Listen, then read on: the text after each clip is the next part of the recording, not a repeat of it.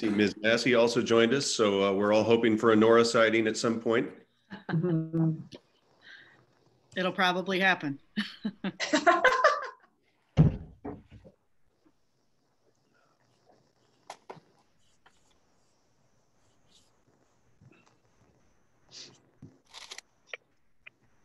believe Mrs. Fisher is our board member that I do not see yet.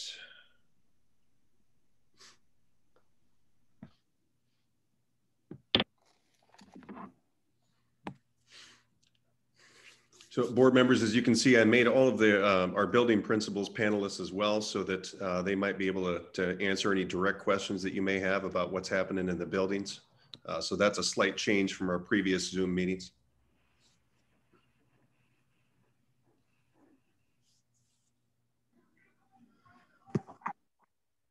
We have about 3 minutes to wait. We will see if Mrs. Fisher gets a chance to join us. Good evening, Mrs. Robinson. Dr. Staub, hello there.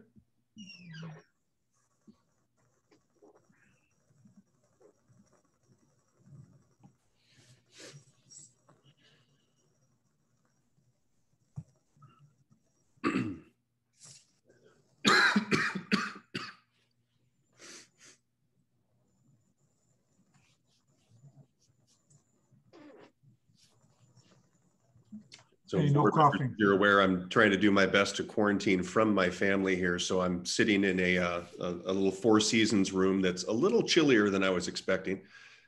So that's why lighting is a little different in my realm here. How is the rest of your family feeling? It comes and goes. So one of my daughters wasn't feeling that great over the weekend, but she had a negative test over the weekend. So we don't know if it was fall this, fall that, or they're just a minor one-day thing. My wife has not been having the greatest of days, so we're waiting to get results back there. Give her our best. Thank you, I will. Kevin's here. And my son is bouncing off the walls because he's done with his quarantine period, but none of us can do anything about it, so he can't go anywhere. So just as well. Yeah. Give him the keys to your car. That's the little boy right there. But that's not going to happen. Oh, I elect we send the little red convertible of Alan's over to there. That's it is. put to sleep now for the winter. Yeah. Yes, we do have a tractor lawnmower, so he has taken that around the yard before, but that's going to be the extent of it for quite some time.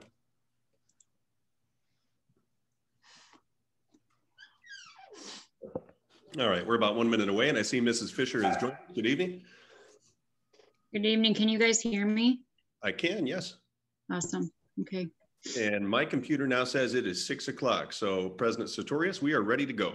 All right, I call the meeting to order. We can have a roll call. Mrs. Allen? Here. Mrs. Conquest? Here. Mrs. Fisher? Here. Mr. Karczewski? Here. Mr. Skorzinski? Here. Mrs. Thompson? Here. Mr. Sartorius? Here. We do have a quorum. First item of business is to approve the agenda. A motion to approve the agenda? I move that we approve. Oh, go ahead. Go ahead, Vicki. I move that we approve the agenda for today, please. I'll second it. All those in favor? Aye. Wait. Aye. Aye. Okay. Raising your hands probably isn't an effective means Yeah. during the Zoom meeting. Okay. Motion carried. And we'll have the Pledge of Allegiance. Somebody find a flag? Everybody got a flag available? Actually, I do. Hold on one sec. See, if not, I do. There you go. There it is. Perfect. All right. I pledge Allegiance to the flag of the of the United States of America And to the republic for which it stands one nation under God, indivisible, with liberty and justice for all. Okay, I think we made it all through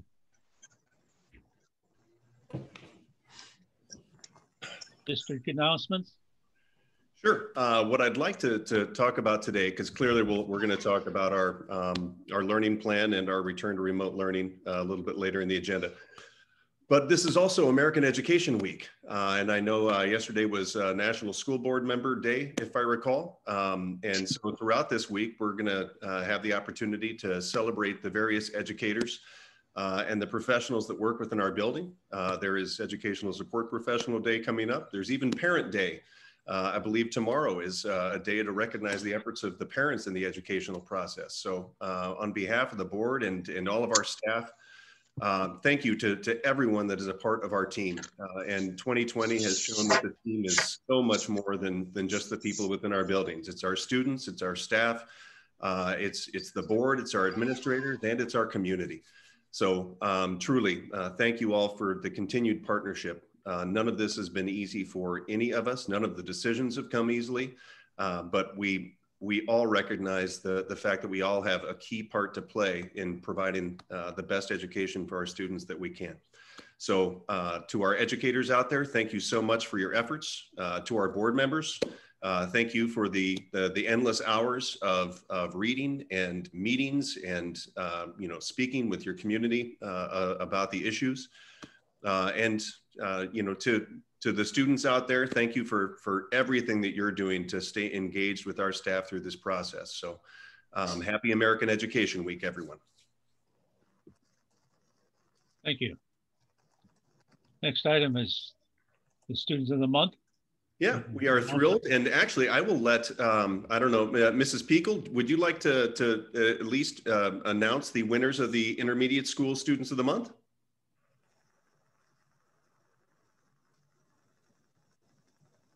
Only if she turns on her speaker. Oh, no, he doesn't. It's okay. The students from Minooka Intermediate School are Lillian Russell, Julia Remus, and Matthew Schreiner. So congratulations to those excellent young students at Minooka Intermediate School. And Ms. Massey, I'll give you the same opportunity for the junior high. I appreciate the delay so I can pull up my board report. There you go. So our students of the month this month, we have two 7th grade students. One is Allie Devereaux. She was nominated by the science department. The other student is Luke Page. His math teacher nominated him for student of the month. And then our 8th grade students of the month, Marina Ristov comes from the 8th grade social studies department nomination. And Braden Lindstrom is our 8th grade science gentleman nominated.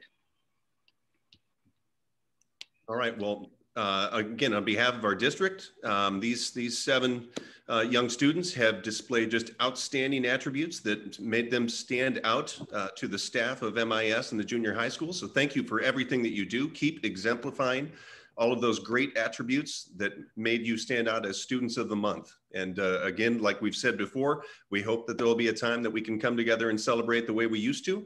But for now, know that we are so proud of your efforts and keep it up. And we will continue to watch your progress as this year goes forward. So congratulations to all of our students of the month. Okay, thank you. Congratulations. Comments from the public? Yes, we did have 3 that were received. So I will be reading these emails verbatim as they came in. The first one that came in was from Sydney Eaton. Do you feel that it is appropriate for a principal, Ms. Baxter, to overreact when taking a student's temperature who is complaining of a headache by evacuating the classroom and halting learning for hours on end, only to not send out any notification to the parents that detail the incident is anything but a headache? This was done in several classrooms that day, no note in any of them. So now my kid gets a horrible education at home and at school. I am a numbers person, so these numbers come from the CDC data. For the week ending February 1st, 2020 to November 7th, 2020, updated November 12th, 2020, only 81 of the 60.5 million children under the age of 15 have died of COVID-19. To put that in perspective, 20,616 in that same age group died this year, of which 111 were from influenza. Why aren't we shutting down school for that? Just to reiterate, 30 more kids have died from influenza than COVID-19 this year. The only thing the children are in danger of here is illiteracy and becoming emotionally unstable. Each and every board member here has taken an oath to respect taxpayer interest, with our children being our greatest assets and receiving the most dreadful education I have ever witnessed. Do each of you feel that you are providing, as a school district, the appropriate amount of value add for the tax dollars this district is receiving? I'd like each and every board member to say yes or no to this question. We teach our children math and science so that they can make numbers-driven decisions. Now it's your turn. So thank you for submitting those comments. Next was from Mr. John Golat. Per agenda for meeting November 16th, 2016, sections 3, 4, and 5 should not be discussed, voted on, or moved on until District 201 is returned to full in-person learning and the YMCA programs are removed fully from the taxpayer-funded properties, including website, all metrics pertaining to in-school spread per each school to be released, as this is the only reason the district should be closed or in remote in any way. Actual learning and lesson plans provided by the teacher, no longer teaching to the weakest students' abilities, but all students, actually teaching and reinforcing those lessons, not trying to slam 3 different subjects in 30 minutes, removal of all hyperbole from district correspondence, including Dr. Mond's letter on 11/13/2020, a full explanation of who is taking ownership of the COVID plan, who is accountable to failing to make a plan, who is responsible for making the plan, the revocation of the letter of understanding between the Board of Education and Dr. Mond as it pertains to the administrative/financial/negotiation functions of the school district and its staff and vendors due to failure to adequately plan the district and the district alone COVID plan.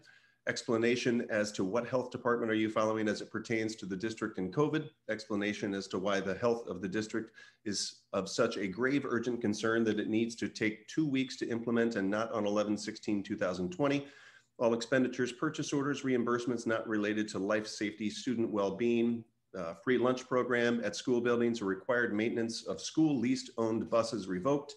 And what is the true reasoning that the superintendent decided to go against the board's decision of maintaining the school as open, since no mention notice of emergency meeting was called?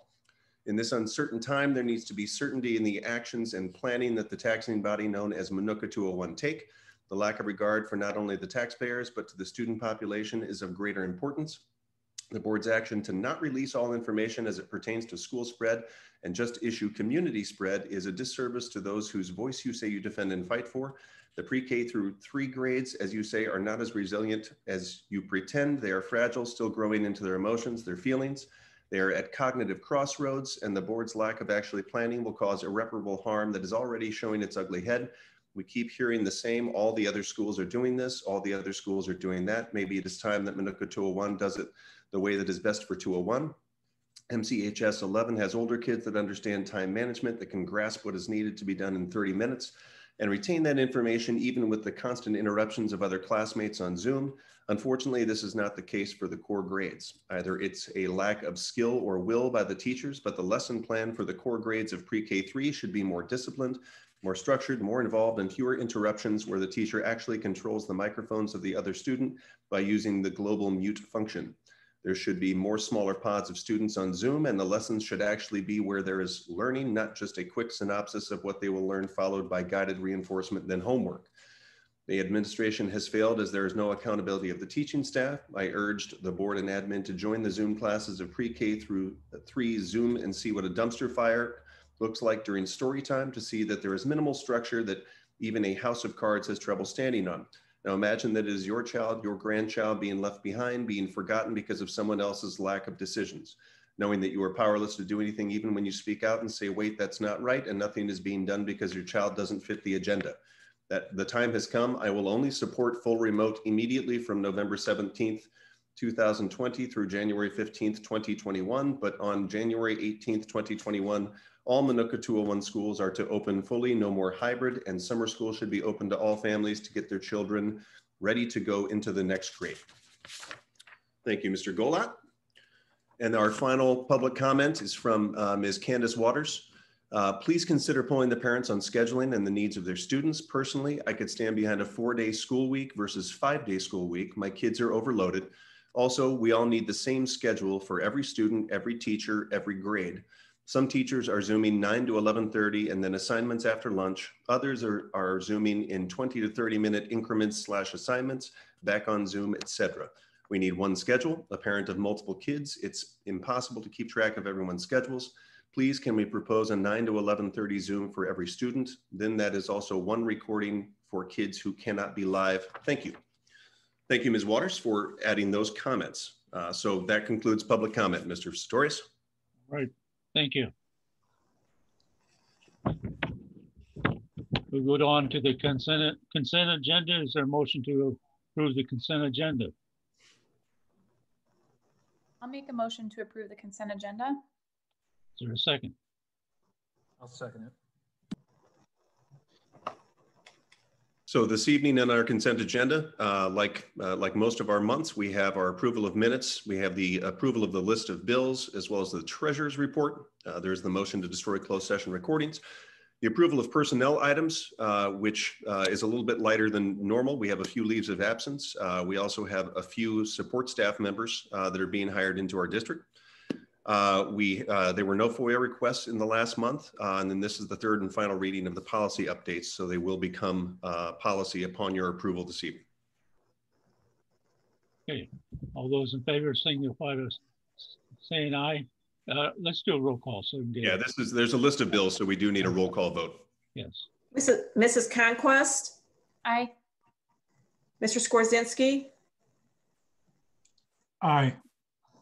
Mrs. Allen? Aye. Mrs. Fisher? Aye. Mr. Karczewski? Aye. Mrs. Thompson? Aye. Mr. Sartorius? Aye, motion carried. Okay, action items.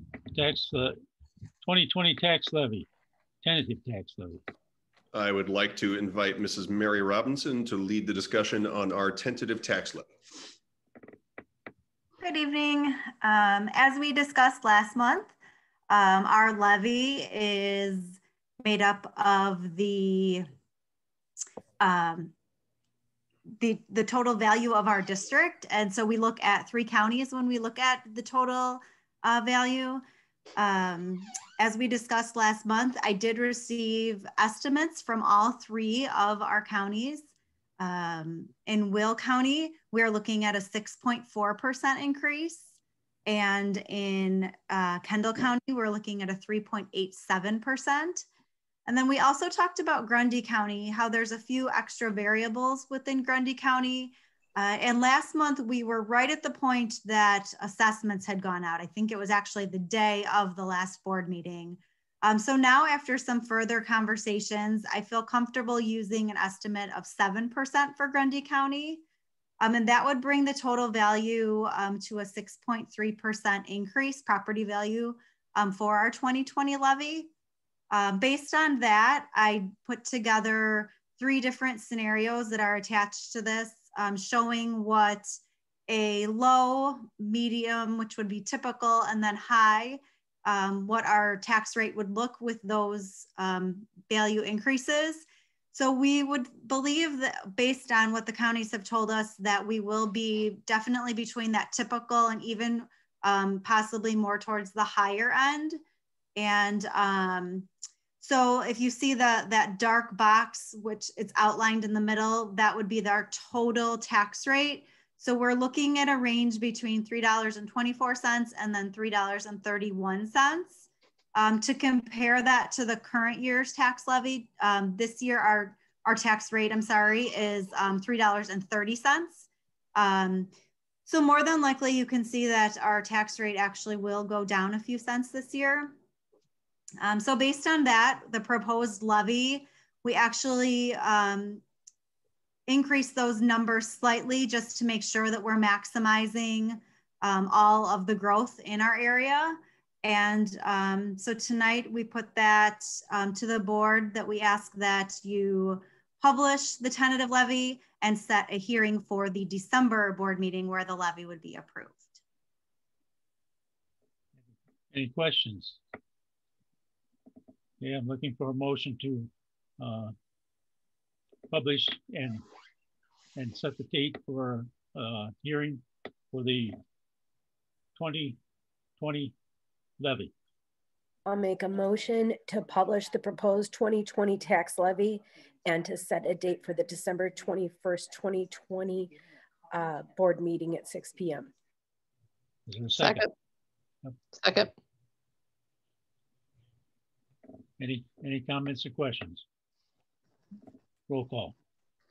Mrs. Thompson, Aye. Mrs. Allen, Aye. Mrs. Conquest, Aye. Mrs. Fisher, Aye. Mr. Karczewski, Aye. Mr. Skorzynski, Aye. Mr. Sartorius. Aye, motion carried. Okay, we're ready for the update on the hybrid learning plan. Sure, and as we've done in previous months, this will be a kind of an entire administrative discussion getting into all of this. So I will kick it off, and then I will ask our administrative team to kind of chime in with how things have been going in their side of the world and what things are coming up. But clearly, as all the board members know, last week the metrics and the surging numbers that we were seeing in our area led us to make a pivot that was very disappointing for us to get to. But at the same time, it will allow our schools to take an adaptive pause, as the state has been calling it, and return to a remote learning setting after this week.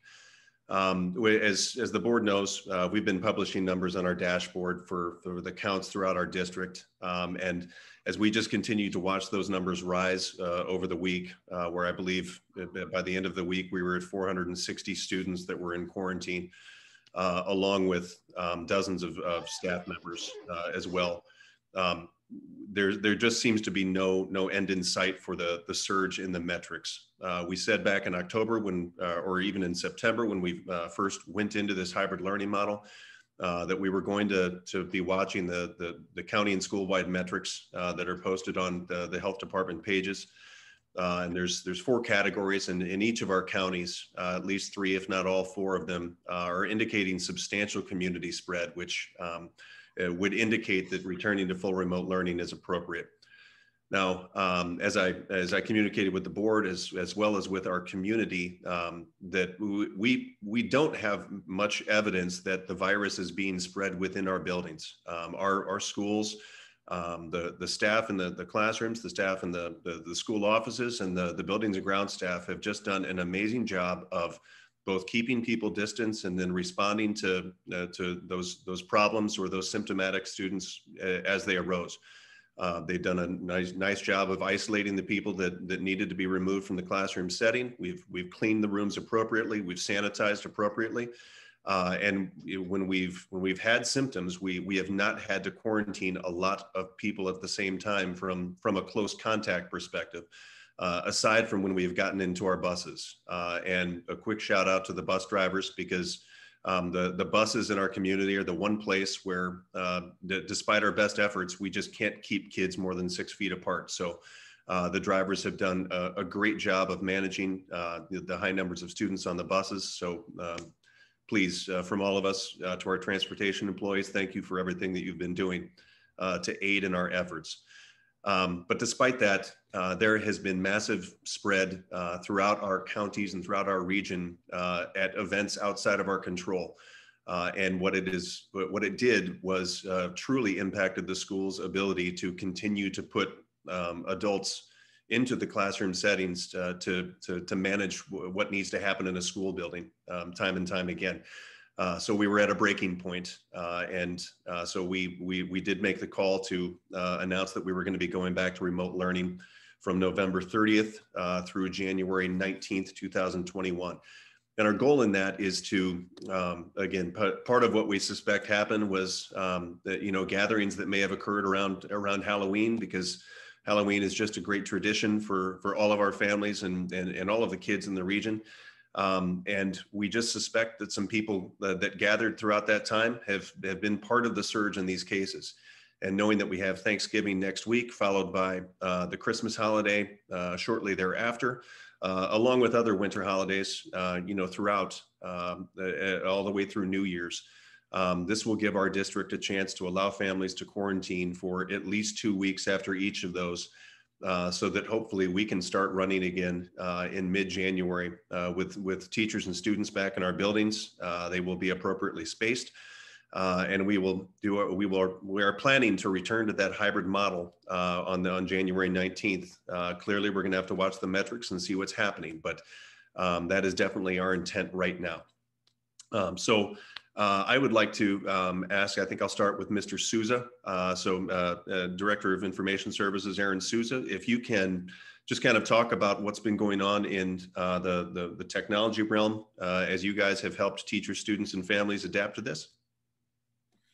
Sure. So the past month, obviously, we've been pretty busy helping out teachers with the hybrid instructional model and how we can better assist with that.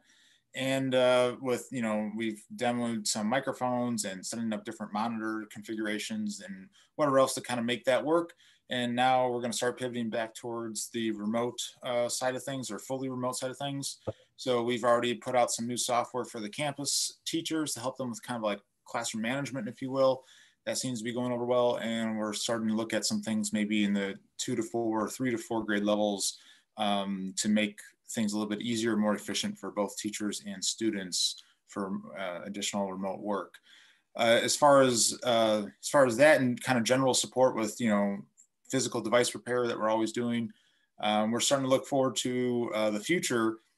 And one thing with the future is normally I bring to the board in April and May for a decision for the following year's Chromebook procurement for like 5th grade, the 2021, 22 5th grade class and other devices like that.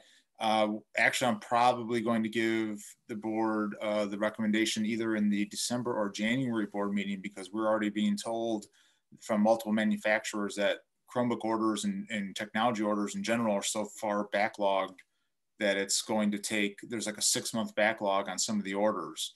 So we would need to put the order in soon. The bill wouldn't actually come until it gets shipped, so it wouldn't hurt us budgetarily, but this kind of like an eye opener that I was not expecting. So that whole project is getting moved to the left, so to speak. And besides that, I'll answer any of your questions, but basically we've been, as always, doing everything we can to support parents, teachers, and kids. And we're going to continue doing that. Any questions for Mr. Souza?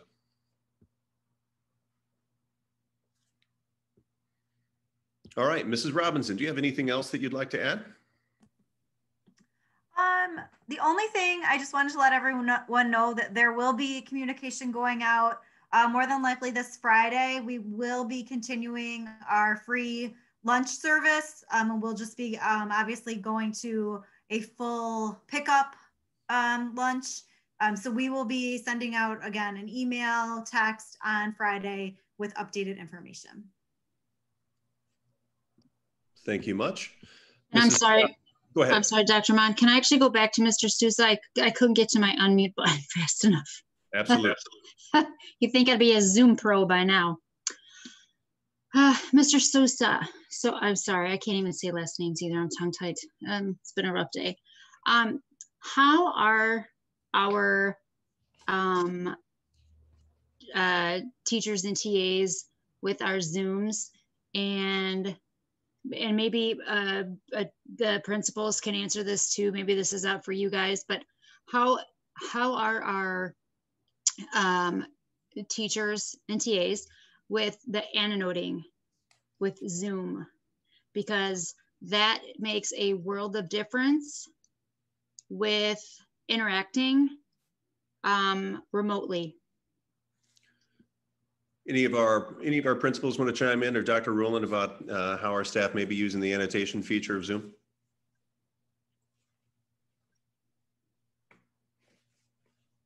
I'll just speak briefly. I know some of the teachers are using it because some of the students started annotating on top of their own annotations. So we had to set up kind of rules on how to allow annotation and not allow it at different times during the instructional period. So I know some teachers are using it. I really don't have any stats on like a percentage of teachers using it, but I know it is getting, some people are using it.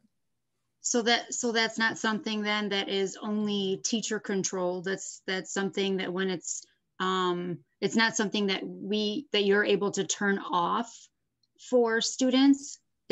When it's enabled for everyone. I believe it's teachers, when they set up the meeting and set up the security controls, they can turn it on or off for students in their class. It's more of a teacher decision, because if I were to do a hard rule, it probably would break it for everybody, but there's a lot of cases, as you mentioned, how it's very effective for teachers. So I believe it's more of a it's a teacher controlled mechanism versus a global setting. So they can just turn it on or off. Most teachers kind of run a repeating Zoom meeting though. So once you generally set up the rules one time the way you like it, then you're generally good going forward in most cases. Aaron, if I can jump in and help you out there. I know at the junior high, we have a handful of teachers that use it regularly. And frankly, it's mostly teacher controlled, you're right. But our aides and associates are made co-hosts in those Zoom sessions. So they have some abilities within that too, but I do know that some of our teachers are using that annotations, and it's pretty effective to communicate with the kids, and the kids communicating with them as well. So you know, they've gotten pretty good at swapping apps and different programs that they use and things like that. So this is one that we definitely do use at the junior high. Fantastic. But I did not know that the children were able to use that. So yeah, that's not going to help if they're annotating on top of, I mean, that's obviously a total disadvantage. But I know that, like I said, it's just being remote. I mean, that's something that it's definitely a useful tool to help children get from, to be able to help manage them, to help maneuver them, I guess I should say, around the computer screen. And the annotating is a very helpful device, but it does not help if the children are going to annotate with them. Yes, that's a big disadvantage. So yeah, I mean, I kind of brought that up just because that was my proof of it being used, quite honestly, just because when tickets came in so once, we were responding to various teachers and how you can set up controls where if you don't want students to annotate on top of your orders, this is what you have to do. So that was just my kind of response of, yes, I can confidently say teachers are using it. I just don't have any kind of way to pull like a stat of how many are using it. Got you. Okay, thanks. All right, I was tossing it towards Dr. Staub, unless there's further questions before we move on. I just had one question. I guess, are the teachers aware and have they been trained on how to use it if they do or don't know about it? I believe at a recent SIP thing, there's kind of like some different Zoom tips going around, but that's something we could probably refocus on and polish up documentation out there. So it's a good thing to improve on. So take note of that. Yeah, I believe each of our schools have conducted multiple training sessions on how to work through Zoom or these others. We'd have to check to see exactly which features have been highlighted in each of those, but surely the annotation feature is something that is being used. So if a school hasn't brought that out to their staff yet, let's make sure that that gets communicated. And I don't know, Tiffany, that's definitely something, I'm sorry, but that's definitely something that has and can help with the IEPs and those students, because we use it all the time, and it is such a savior with maneuvering those students around. So I don't know if, sorry, my dog's barking. I don't know if your aides or your helpers or whatever know about it, but it has been wonderful with us getting to help those students. So I know that the parents, we can help the parents would love it if we can help the TAs or whatever, just get the word out about that. I mean, if we haven't already, that would be a useful tool. Certainly, and that actually is a pretty nice segue into talking about special education. That is some of the tools that we're utilizing for accommodations and modifications. I think I've said it before that forcing us to use more technology has really opened our eyes to how technology can help with accommodations and modifications within the realm of special education. So there's a lot more technology that we're utilizing to help our children. And that is one example of some of the different apps or some of the different Google extensions that our teams have been utilizing within the buildings. We've got varying supports for children depending on how they're doing with remote or hybrid learning that are continuing throughout our district. Now that we're switching back to full remote, our teams are contacting parents again to talk about what their individual learning plans may look like. Now, if things have changed from maybe earlier in the year, we have found some really, like I said, just great tools for our students to be able to utilize. And I've been very impressed with some of the ingenuity and some of the creativity that we've seen coming from our teams to help support the kiddos. A lot of online interventions that are able to be provided if the children are sitting there in front of us or if they're sitting in front of us through a screen. So we've been seeing a lot of different technology being utilized. Are there any questions about that? Otherwise, I can kind of go through the rest of my topics and then take questions at the end. No, like I said, I was just, because, you know, I'm just worried again about these children with you know, that are hard to keep engaged. And obviously, you know, that's where I'm at right now with what I'm doing, and how they are kept engaged has just been amazing. And it's the annotating, and actually there are other programs that I have seen that they've used, and I honestly want to pass them along, because I want to make every parent happy, and I know I can't do that because the world will be a better place, wouldn't it?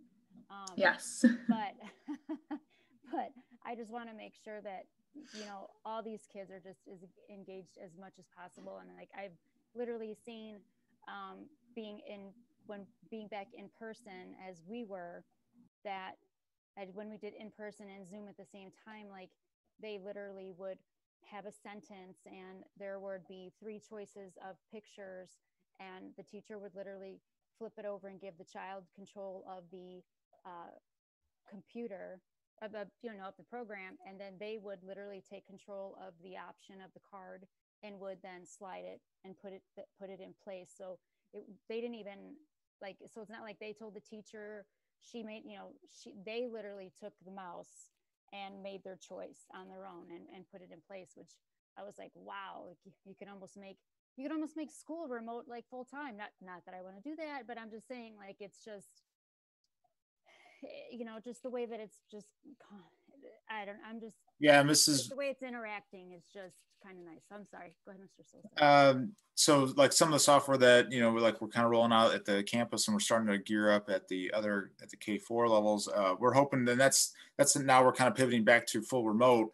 You know, what other tools are out there that we need to really investigate to help enhance now full on remote instructions? That's kind of coming back to the forefront. For the past 6 weeks, it's been about how do we pull off and how do we organize hybrid instruction, right? So is it microphones? Is it carts, or, you know, podiums and things like that? So we're kind of constantly kind of adjusting to, as this year kind of unfolds, of what do we need to do to make things better. And so we already have a couple ideas kind of on our radar, and hopefully have some good news to report at the next month or upcoming months. Okay. Thank you. So some of the other supports that we've been focusing on is not only for our special education students, but also for our staff. And on November 6th, when we had our staff in service day, we were able to offer a video training for our staff on self-help. And we had wonderful feedback from that video. So the video addressed the topics of breath work, meditation, mindfulness, progressive muscle relaxation, cognitive behavioral therapy, and then the safe and sound protocol. And the video was provided to us from Evolve Therapy, which is right here in Minooka. And we had a huge amount of staff members that are interested in attending more workshops or even more videos on some of these topics. So we're very excited to continue to partner with Evolve Therapy to offer some support for our staff for that mental health. And though what's nice is that they're not only learning activities or concepts that they can use for themselves, but there are things that we can bring into the classroom as well. So we're very excited to continue to provide that support. In addition to that, we offered 4 classes with our USF partnership this fall, and we are just starting to get interest in our instructors for spring 2021 courses. That's odd to say 2021. But as we move into 2021, we're going to be offering some courses, and we've already got interest on, again, focusing on supporting our students where they're at, supporting our students' mental health, as well as supporting our students through remote learning and diversity needs that we have throughout our district. So that's something that we're looking forward to seeing as well. And USF actually reached out to us earlier in the semester and asked us to share our experiences with them through a video blurb that they're going to be utilizing to help other schools understand what that partnership between the university and our school district looks like. And we did a calculation. I believe that we have had over, some teachers have participated multiple times, but if you look at just how many participants we've had throughout the courses, we've had over 300 people participate in our courses throughout the 2 years that we've offered this. And that's a lot of college credit and college level expertise that we're bringing to our staff by our staff within our district. So that's something that I think that we really should celebrate and that I'm very proud of. In addition, we've been looking at what we can do for our students that are experiencing some really difficult times through the McKinney-Vento Act. So we're working on providing some additional supports for families as we roll into the holidays, and we're still continuing to battle COVID. We know that that's going to be some difficult times for some of our family members. So we're looking at how we can continue to support our students and our families and our community with the McKinney-Vento Act supplies. A couple of shout outs that I have to give. I know that we talked about this in previous meetings, but our collaboration that we've seen throughout the district has just been outstanding. So when we have a positive or a probable case within our buildings, it kind of enacts a chain of events that occurs. And it usually starts with our nursing staff or at the business office with Mary Robinson and Eva. And that will start where we begin by looking at the positive case or the probable case, and then we start doing contact tracing. From there, we are actually contacting family members or employees, determining which spaces need to be cleaned, determining if we need to close down any locations within our buildings, and determining how widespread any of that contact tracing needs to go. It's not something that's easy, and it's not something that is done very quickly. It can take up to 2 hours to do contact tracing for some of our staff members or our students. And I will tell you that our nursing staff has gone above and beyond. They are working over nighttime, over the weekends, to complete and collaborate with our building level administrators and our district office staff to make sure that we cover all of our bases and that we are keeping our environments as safe as they can be. So again, that's collaboration between the nursing staff, the building administrators, contacting the business office. If we have staff members that were possibly exposed, or if we have staff members that are within a household of a positive case. Then we're also looking at collaboration between transportation and buildings and grounds for cleaning those environments. It's just been absolutely outstanding how well everybody is working together during these extremely stressful times. So again, I have to give a shout out to all of them, how wonderful everybody's been working. Our nursing staff really has been rock stars, and I know Emily Conquest reached out and shared a nice note with them, and they were very appreciative of that note from Ms. Conquest, and just sharing her appreciation with how hard our nursing staff is working. And then I've got to give another shout out to Aaron and his crew in technology. He shared all of the great things that they're doing for our students within our district, but they're even, as all of you guys know, we have students that attend private therapeutic day schools that are not within our district, and their technology staff is working with those schools to help ensure that our students that are placed in those schools have everything that they need to participate in either hybrid or remote learning. So just this last week, one of our technology gurus was working with the staff at a therapeutic day school that's up in Palos Heights, and they were working on making sure that a child had the appropriate access to an app that will allow him to, again, provide accommodations and modifications for him. So, and it's just something that they take the ball and run with it. It's, I kind of find out at the beginning and then at the end that they've just already taken care of all of it. So the collaboration and the continued partnerships that we've seen throughout the district at this time has just been absolutely outstanding. Any questions on my aspects? Questions for Dr. Staub, everyone?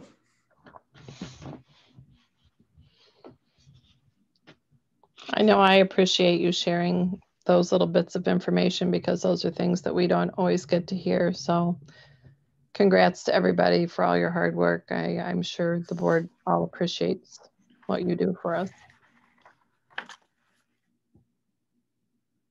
All right, Mr. Searle, Rich Searle, I believe you're on the Zoom. Is anything to add from what's going on in your side of the world, sir? Well, just a kind of a brief update, a couple things that kind of we want to take some note of. We're having pretty significant issues with some of our HVAC equipment, and that's kind of the result of the awfully high level of usage that we're demanding out of the equipment right now. We're bringing in great amounts of outside air and we're trying to temper it, and it's causing large numbers of failures, and we're trying to stay up with them the best we can. But if folks are experiencing some things in different buildings, that's basically the cause of it. In going forward, we intend to, during the remote learning portion, continue to sanitize, continue to follow all the guidelines that we're doing right now, as we anticipate folks will still be in the buildings. And I believe that, our custodians should be commended to some degree. I mean, they've done an outstanding job trying to control the situation. I know that, they have fought a very hard battle, and they continue to fight it every day with a positive attitude. We think we made some headway with it. We think that we were able to control things maybe better than we anticipated in some respects. So moving forward, we're going to try to give our equipment a little bit of a rest where we can. And we're going to try to get our filters all changed and just try to get ready for the next in-person session. Any questions I can answer for anyone? Are you finding that we have enough of I know during the summer we talked about having an issue finding some of the chemicals and things you needed. How do you stand with that, usage versus what you expected? So the usage definitely is higher than we anticipated. There was times where we were going through in a week what we anticipated for 3 weeks. However, it didn't continue, which was, fortunate for us. I think the key for us is how are the hospitals going to react to the situation that we're in right now, because the chemical we're using is a primary chemical for hospital sanitation. That's why it works so well. And our ability to get that's going to be pretty contingent upon how much they're going to use. So we're trying to lay in as much as we can, realistically put aside, and try to prepare the best we can. Anyone else? All right. Well, Dr. Ruland, I will toss it towards, or a little bounce pass towards you to discuss what you're seeing with the instructional models as it's been going and what we can expect to see coming up. Very good. Good evening, everybody. I am going to apologize because my next couple of comments are going to be off the cuff, but I think it's important to kind of recognize some of this as well. First one, I do want to recognize, as Dr. Staub did, a great deal of the different playmakers in our district who are handling this. And I also want to give Dr. Staub a tremendous amount of recognition for the role that she's played. Many of you remember that her title had changed recently to Director of Student Support Services. And among that, she also oversees the school nurse and their nursing programs within the district. And as you can imagine, that during this time, starting last year and going into this year, that has been a tremendous responsibility. And I have the utmost confidence in what she and our nursing staff have done in this district. So I appreciate what Mrs. Allen said, and not fully always knowing what everybody is doing. And I think it's a good opportunity to point that out. And so I think Dr. Staub has done a tremendous job with all those individuals, and that has become an incredibly important area in our buildings. And so I do appreciate what she has done, because she has worked incredibly hard for the last half a year, almost a year now. So I definitely appreciate that, as I think all of us do. Again, so I did apologize, because the next couple of comments again are going to be a little off the cuff, but I do want to start this off by recognizing our teachers. I think we're in a time where it's easy to criticize and difficult sometimes to find the recognition or to acknowledge those that need to be recognized. And whenever given the opportunity, I'm going to try to do that. And I have, for the last several weeks, since we've gone back to this hybrid version, have spent my mornings in buildings and in classrooms. And the tremendous growth that I've seen in our teaching staff has been awesome.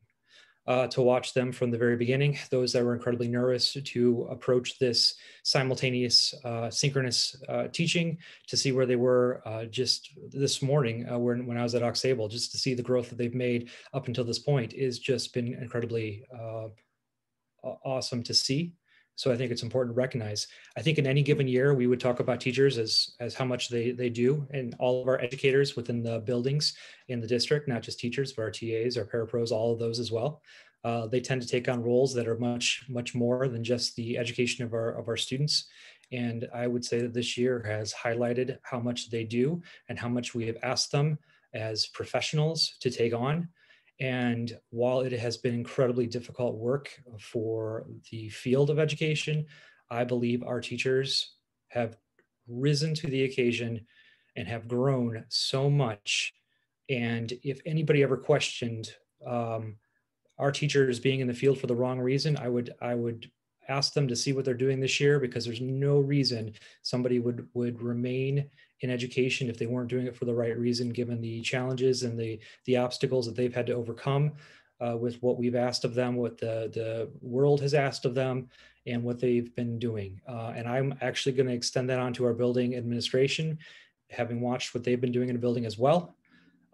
Having worked in the kindergarten hallway while I was officed up, helping out kindergartner teachers, and watching assistant principals and principals come down the hallway all gowned up with their face shields on to go into a classroom to help with the student who then was going to need to go into an isolation because of potential probable cause or probable symptoms. Just to watch what we're asking of everybody to do. None of us took classes in this. This is something that we've learned on the job. And I can't stress it enough, which I parlay this into the real reason or some of the other points that I want to make with our staff. This has been a learning experience for all of them, for all of us, for our students, for our parents as well, our community. And I just want to reiterate how much our staff has grown and learned since March of last year to where we are now. And I bring that up because as we're transitioning into what will become a full remote in this adaptive pause, I'm confident that what they're going to deliver to our students in this remote setting during our adaptive pause will have been much better than what we began with, because of the growth that they have as educators, the learning that they've done, and the collaboration that they have been able to do with each other. I think Mrs. Staub or Dr. Staub mentioned this with the collaboration. Our teachers do a fantastic job with that collaboration and have done so and learned from each other. And that is the nature of teaching. And so I definitely appreciate that. Just to remind this hybrid model that we're going into or going away from and then going into the adaptive pause, just to hit some of the salient points for everybody. So we will continue to have a 5-hour instructional day. That instructional day is going to look like a combination of synchronous, asynchronous. It's going to be blended. It's going to be some independent and some technology pieces that'll be all rolled into that. So it'll be 5 hours of instruction, but not necessarily 5 hours of live, although we are trying to maximize the amount of live instruction when appropriate with our students. Just to reiterate it again, 5 through 8, the attendance that we're expecting will remain as it is currently in this hybrid model. We'll expect that our 5th through 8th grade students will attend on as they were asked to do during the remote days currently in this hybrid model. Our kindergarten through fourth grade, we're looking at, again, that daily work attendance model so that they're completing the work within that day. Even if they cannot be live in person, we know that there are constraints that prevent some of our students from being live with their teachers, but we are looking at attendance and collecting that. But again, we're looking at them to be able to do that throughout the course of a day before the next session, which would happen the following day. Our core courses, so our 4 core courses are going to continue to be graded courses. The grading policies will remain the same. They are not making any adjustments. It will remain the same as it is now in this hybrid model. And then our non-core courses, again, it will not be official grades. They'll be receiving feedback. Some forms of feedback look like some forms of grades, but again, there's no traditional grade that's going into a grade book for our non-core fine arts courses, but they are still being offered in some regard to be able to give those experiences to students as best we can during this time.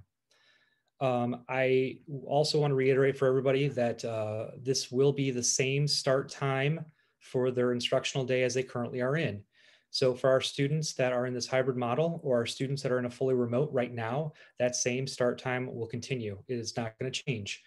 It will be at the same time that they're currently starting school. And the end time, again, we'll be looking at the traditional end time for the school, that school day for what they're currently in. The biggest change is that there will no longer be an in-person session. So if you are in the hybrid and you are an A or a B schedule, that will no longer exist. You will be fully remote as the fully remote students are currently, and will continue that way. Additional details about what the daily schedule will look like, that will be coming from building principals or your classroom teachers if there's any adjustments or changes to that with times. But I think all parents and students should expect to have a similar schedule to what they're currently running now as far as start times, classes, and the instructional approaches that are currently in place for our hybrid or remote students. We are, this week, we do have students in person. So we do have a group of students here Monday, Tuesday, and then the second group of students here Thursday, Friday. We are looking at utilizing these days to not only provide additional instruction for our students as we normally would, but to make sure that any materials that need to be delivered for the next period of time, we make sure that we get those out. We communicate with those students that are fully remote to make sure that they're getting materials that may be needed during this time. So that way we can be productive during this adaptive pause. One of the things that we discussed when we started making these plans and revisions to these plans is we wanted to make sure that our plan was had the least amount of disruption to our students, remained as consistent as possible. So again, shifting into this adaptive pause in a fully remote situation is going to be very similar for students on the days that they're not in person. It'll be a replication of that. Again, when they come back, they'll come back to the same times that they did when they were in person. So we're trying to maintain that.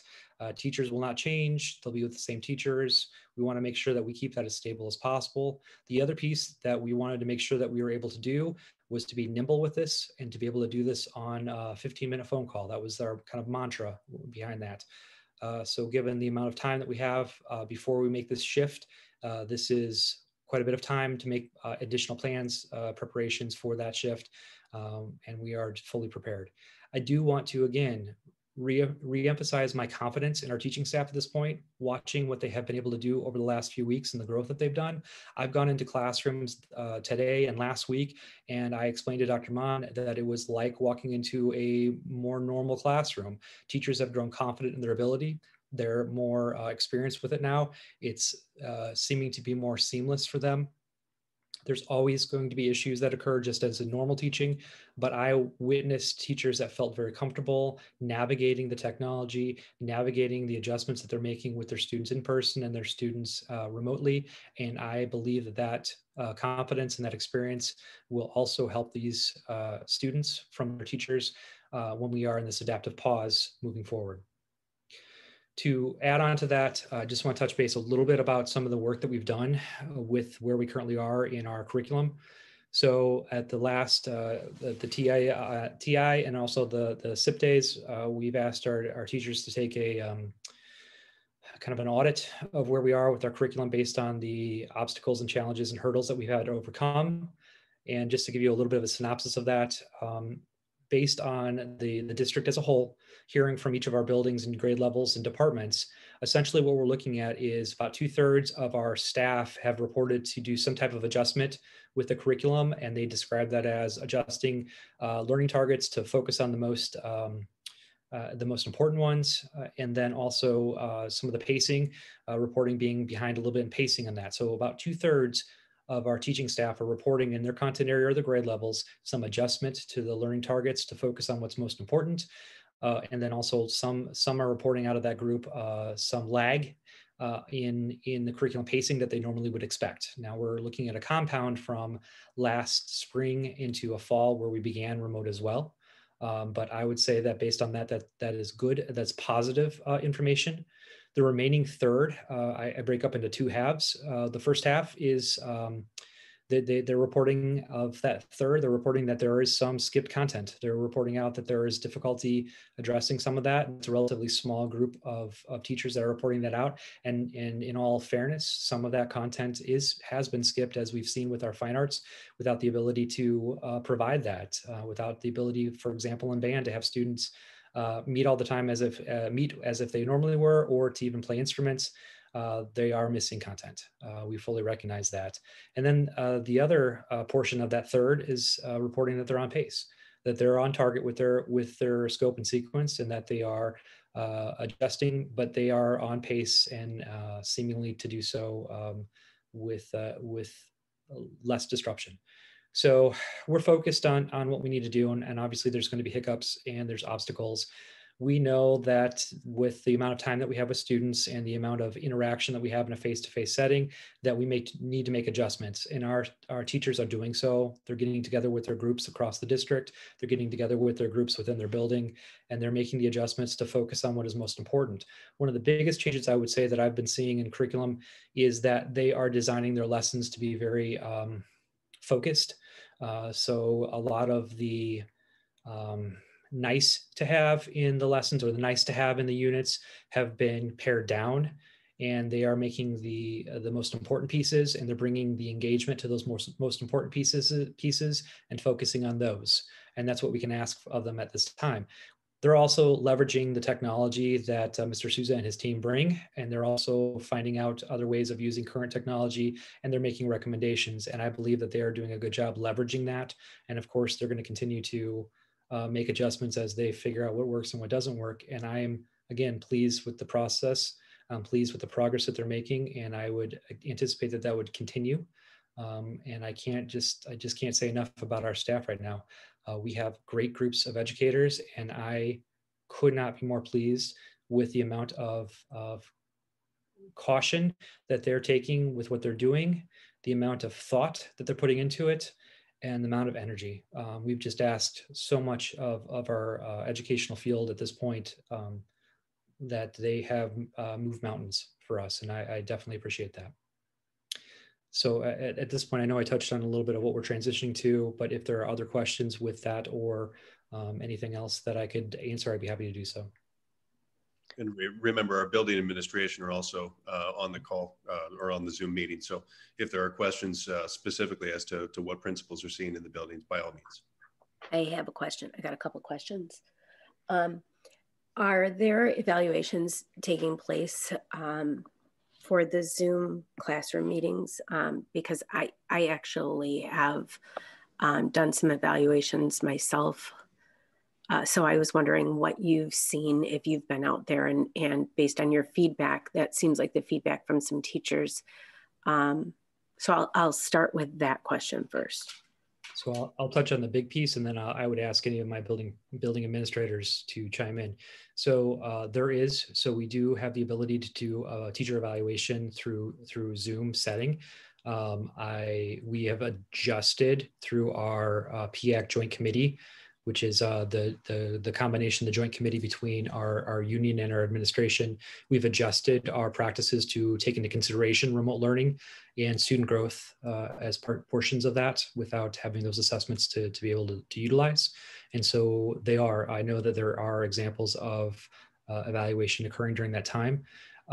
So Ms. Thompson, was there, your question wasn't just, was it happening? Is it more about the quality that they're seeing during that? Is that more? Yes. Okay. Yes. I will go ahead and let my building principals kind of chime in with that. I'll speak from the junior high if you'd like, Dr. Ruland. I know that we're rocking and rolling on our evaluations, and it was important to us to get as many done in person as we could, knowing that remote setting is obviously more limiting. But I'll be honest with you, Ms. Thompson, we're seeing great teaching in both settings. Whether it was fully remote when we first started school or the hybrid approach, when we were just in session here. But our teachers are doing a really great job. There are some students that are disconnected, I'll be honest with you, and we're working really hard to try to connect with them, through the various supports that we have. But, our teachers, I was just evaluating in a classroom the other day, and it was a Spanish classroom. Those students, second language, just getting into it this quarter. And she had some great conversation going between the in-person learners as well as the remote learners. They were speaking the language and interacting and having a good time. So it looks different, but it's still good teaching that we're observing. And our teachers are doing a really great job of working with one another to give each other tips and tricks. I mentioned earlier some of the platforms that they're sharing with one another. And, Aaron mentioned that on our Institute Day, that was that and their social emotional well-being were the focus of our efforts, if you will. So we're seeing some really great teaching, despite the hurdles that they're having to overcome this year. I really appreciate that. What I would look to is maybe Mrs. Baxter, Miss Miller, and Miss Cheserick, and Dr. Cheserick, maybe give us some examples from the elementary. Dr. Heiser, maybe I can get something from the elementary side, because I feel that that's where we're getting some feedback. Sure. Mrs. Thompson, I'll jump in from Walnut Trails. Yes, I'm doing evaluations, jumping on the Zoom. What I've noticed is the teachers are working very hard to keep everybody engaged. They're doing a great job of kind of going back and forth between the in-person students and those that are on Zoom. And they have fine-tuned this to that it is just very streamlined. So it's becoming natural that they're addressing students in the class, and then they're equally addressing the students who are on Zoom, all the while implementing engaging ways to keep everybody interested and participating in the lessons. And so what I've seen so far is some great teaching. And I can piggyback off of that as well, Mrs. Thompson.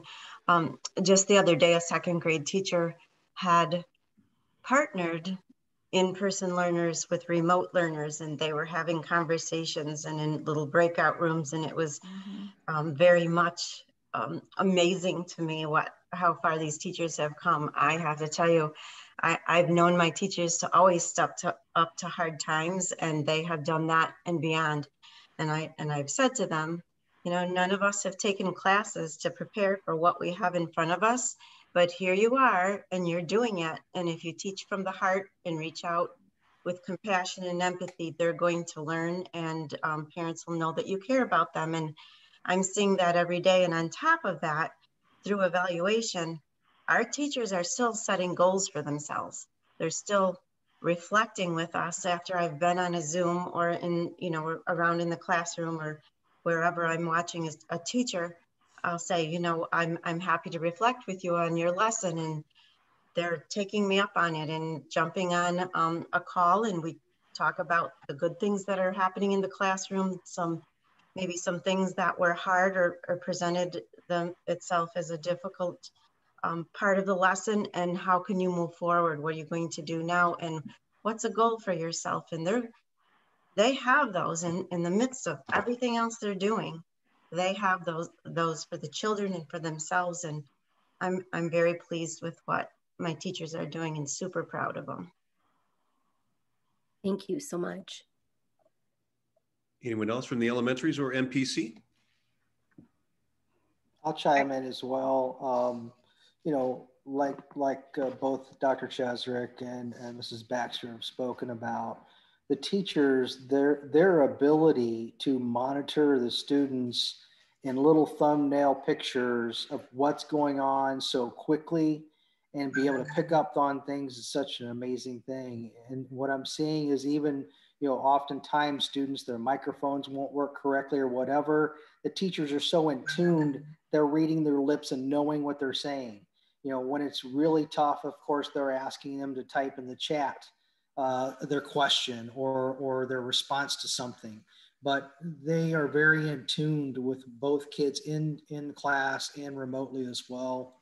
Made points to see, to observe from a remote standpoint. Also, like Mrs. Massey said, from the junior high, to get in that classroom for in-person understanding as well. And what I'm seeing in all cases, and I've got some brand new teachers too, it's amazing the things that they're accomplishing.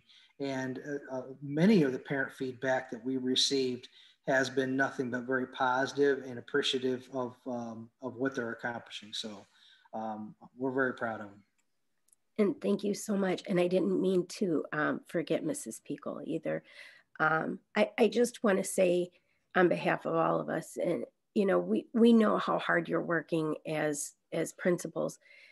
I've heard so many wonderful things from these teachers who are really in such, as many of you have represented, they're in a different world right now, something they didn't learn in school, something they didn't learn in student teaching or from any of their years of experience. I've heard things on the spectrum from, this isn't what I want to do anymore because I'm so stressed out, to it's a different world and I need to pivot every day. And so I understand that it's different times. We're all learning, and I appreciate each of your patience with our teachers and with our parents, because our parents are learning too, right? And it's difficult. And I know there's a lot going on. So I just want to thank you, each of you, for being understanding with these teachers, for being understanding with these students and with these parents, because it's a trying time for everybody. So thank you again. I just have a question, and I'm going to go back to the parent comment. And I don't know if this is possible, but this parent mentioned about if we could do Zoom times similar so that it's easier for parents. And I think especially for the primary children who need that direction from home a little more. I don't know if it's possible to do it by building, to do it by grade level. I guess I'm just throwing that out there as a question in response to a parent concern, because I can understand if you have more than, one child at home, you're monitoring, especially again at the primary level. I think the older kids can be a little bit more responsible in keeping track of their schedule. But with the primary children, I think it's a little more difficult. So if we could streamline it in some way, that might be something we could look into if it's possible. So to paraphrase, you're asking for us to consider, having a fairly uniform remote schedule between the elementary grade levels, so that the parents consistent. I think for the live streaming part, as this parent had mentioned, I don't, and it may not be possible. I don't know, because I get it. The teachers are on overload as it is right now. I don't know if it's possible to do something like that, but maybe something that could be looked into as we go forward with all remote. Yeah, I think it's reasonable for us to review. I don't know, again, when we're talking about scheduling, there's so many different variables in place with that, but I definitely think it's something that our principals are aware of. And if there is the ability to make things and improve, I'm sure we would attempt that. So we will review it. Again, I can't make any promises because I know the amount of time and effort they put into trying to schedule based on those variables, but certainly, yes. Right. And I understand that, but I just thought I'd throw it out there if it's anything that sure is possible and make it a little bit easier for our parents as well. Sure. I'm kind of curious. When the kids are in a Zoom, isn't it the whole class period? I mean, Well, the elementary schedules don't necessarily have, well, a traditional elementary day wouldn't have defined class periods as much. So I think the teachers, and Dr. Rulin or any of the principals, correct me if I misspeak, but the teachers, based on the content they need to cover for that day, are probably scheduling a certain amount of live time, and then it would break into some of the asynchronous work or guided practice type stuff. But this would that having class periods is a bit more of an upper level type structure and terminology as they break into different subjects. But anybody else want to jump in and address that? I'm going to real quick, but I think I'm sure a principal would probably jump in as well. One of the things that I think is different with the elementary schedule is that there are breaks with the synchronous live time. And a lot of that is because the lesson has been introduced, it's been started, but then there are natural breaks for the in-class students as well, where there are trips to the bathroom, there are those type of transitions. So at that time, I've seen teachers who have put the live portion on Zoom and said, we're gonna take a 15-minute break, we're gonna come back. So there's even those natural breaks that occur within a normal class period. But then there are also times where they are working with their small groups. And so as a teacher, they're going to do the lesson, the direct instruction portion, and then they're going to work with their in-person small groups as best they can, which means that the remote group does not need to be online at that time. They're working independently, or they're working on the asynchronous portion until their small group time, and sometimes that's scheduled later on. And I think one of the concerns, if I get it correctly, is that there is the amount of time where the small group happens in the afternoon. Like there's a larger chunk of time that happens in between, and so they're looking to see if we might be able to push that into the morning and have everything there, which I don't know is a possibility, but certainly something to look at. But I paraphrase, so if there's anybody else that from my elementary land that would like to pop in and correct me on that. I guess, oh, sorry. I know I have one comment. I read in the news today that over a third of the teachers in Illinois are considering changing their careers through all this.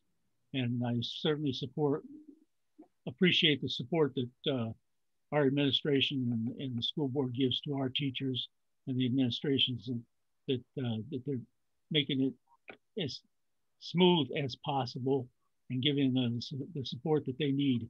I think our teachers are doing a fantastic job. Our staff is doing a fantastic job. And I hope none of our teachers are part of that 35%. Mrs. Fisher, did you have a follow-up question or comment to the last one? No, I just want to say as a worker in the education and a parent and a board member, wow, yeah, this is not an easy time. And I want all our teachers to know that I am here with you. I get it. I get the stress. Oh my gosh, if my fellow teachers could even tell you how stressed I've been in the last 2 weeks, I can't believe they didn't throw me out the door. I mean, we've had classrooms that have been quarantined, and I mean, it's just been crazy. And so this is not an easy decision with what's going on right now. I mean, every one of us that's on this board, I mean, it's not easy. And I know parents are not going to be happy with what choices are being made. And it's just not an easy time. But I just want to say that being on all sides, like, I mean, it's just the best choice. Like, I've seen all aspects of it. Like, you can't avoid it. I've cleaned the tables, I've sprayed, it just stinks. It just stinks. And I wouldn't want any child to miss out on a holiday because of this stinky virus. So all I know is that our teachers are going to do everything in their power to be there for those children and to get them to their learning levels and help them with everything that they have in their power, because that's just what District 201 does. And I just ask the parents to be patient with them, as just be patient, because we're all in this together. And I mean, I think that's just all we just have to come together and be kind, and just remember it's the holidays. And I'm going to be quiet now, but if I could just make everyone happy, I would just give out my happy sticks and sprinkles.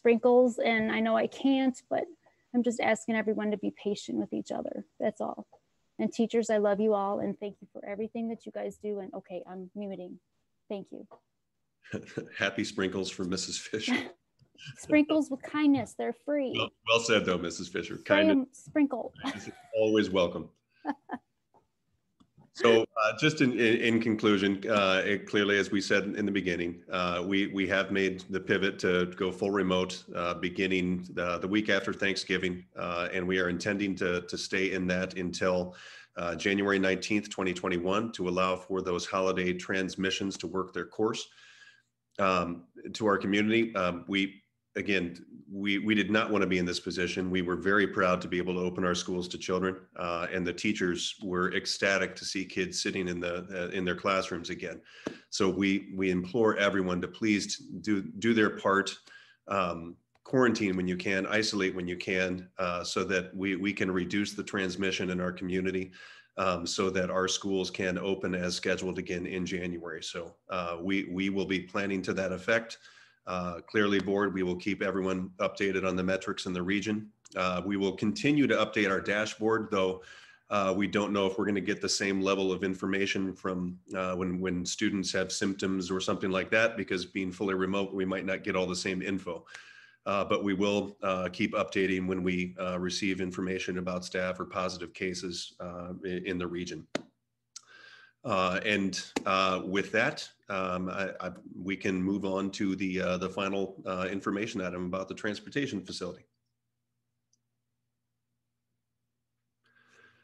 So as the board was aware through a prior communication, we were contacted by the village along with Minooka High School, who we have an intergovernmental agreement that we share the transportation facility over on Minooka Road.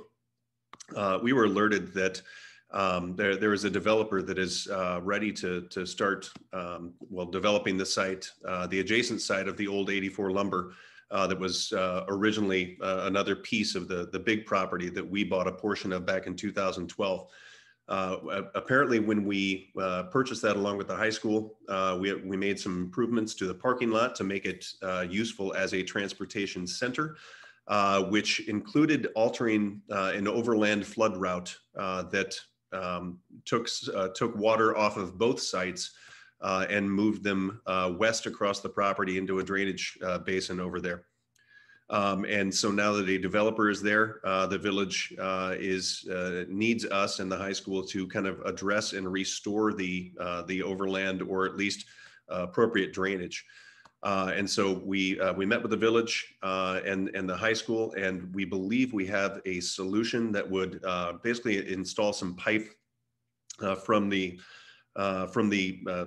site to the east of our transportation center that's going to be developed. They would be installing a pipe underneath our drive of our transportation facility, and then go along the frontage of the road into the basin to the west of our property. Because the cost associated with it did get up near six figures, we have kind of at least done a pause, and the high school is actually going to conduct a public bid. We had 3 quotes for that, but because the cost was above the bidding threshold, the high school is going to conduct a bid for us. So we are planning, we're legally required to fix this. But we are going to, along with the high school, issue a letter of intent to the village so that they can proceed with permitting the developer to go forward. And we expect the high school to complete that bid sometime in early December. And then we can, both boards can have that for approval, and hopefully they're planning on conducting the work over the holiday break. so that none of, well, we'll be remote at that time, but even if the high school is still in session, it would not interrupt any of the transportation service. So we are expecting to have some type of formal bid or at least an updated letter with the high school for you to approve at the December meeting for that. Any questions I can answer on that one? All right. Well, with administrative reports, Dr. Rowland, Dr. Staub, do you have anything else you want to share? So the only other thing I will bring up is that we are moving into addressing the state assessments. January, we will begin our access testing, which is our students that have been identified as emerging bilinguals. So our ESL teachers are beginning to gear up for that. The state of Illinois has required, as of right now, has required that all state assessment is to be done in person. So we are planning on what that will look like. And our access test will be the first of those assessments that will have to be administered. And so we are going to monitor and determine how best to do that, given safety and also compliance, and seeing how we can do this the right way. So I'll be giving you updates on that as that progresses.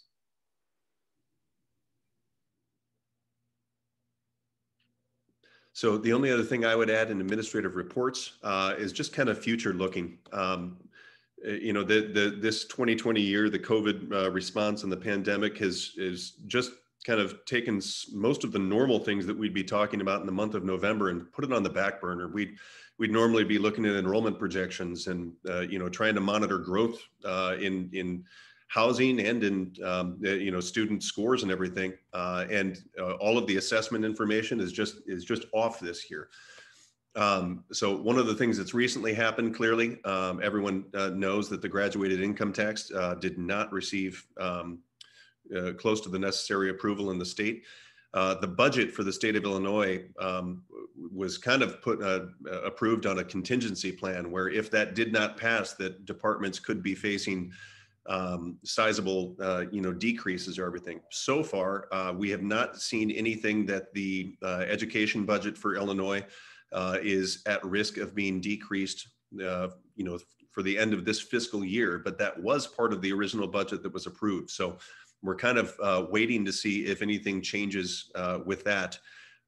Clearly, we do expect that, again, it would affect the state budget going forward, as both the COVID impact on state revenues, as well as the failure of that income tax proposal does blow a hole in what the state budget projections. So we'll probably be in another scenario where at least maintaining stable state revenue going forward in future years would be considered the best case scenario. But so we are on the watch for what will be happening there. Aside from that, in upcoming months, we will have to start talking about collective bargaining again. One of our contracts with the teachers is coming due at the end of this year. So there will be bargaining for the board to discuss in future meetings. And aside from that, as we said in the beginning, thank you everyone for your partnership during this. You know, as Mrs. Fisher said, we're all in this together, and this year has not been easy on any educator, on any family, on any student, but we will get through it together. And so thank you everyone for your partnership as we continue to work on this. To our teachers, as so many of our team has said tonight, that you continue to inspire and amaze us all with how adaptive you have been. To our administrative team, I consider you all friends and allies, and thank you so much for your constant efforts during this. I know we communicate late into the evening on weekend days, on weekend nights. I know how many calls you've made on weekends trying to do contact tracing. It's truly a heroic effort by the entire educational system to keep this afloat. So thank you to the entire team for everything that you've done. And with that, I have nothing more for my administrative report.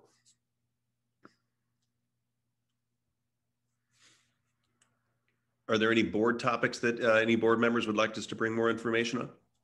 I have one just statement to the board. I participated in the Illinois Association of School Board Members resolution committee delegate assembly this weekend, and nobody sent me any specific things to ask. So I kind of went down the list as the recommendations of the committee, and everything passed or did not pass as expected in the packet they gave us. So I just wanted to give you that little update that nothing happened out of what I expected to happen. And thank you for taking the time to attend that on behalf of the school board. All right, well, Mr. Sartorius, that is all we have for this evening. So I will keep the board updated on happenings in our district. But aside from that, I believe we are ready to adjourn. Okay, do I have a motion to adjourn? You want to all stay here? Oh, no, I'll motion to adjourn the board meeting. There's a second? I'll second. All those in favor can log out. Aye. Happy Thanksgiving. Have a wonderful holiday Thanksgiving with family and friends, socially distanced, of course. All right, stay safe, everybody. Stay safe.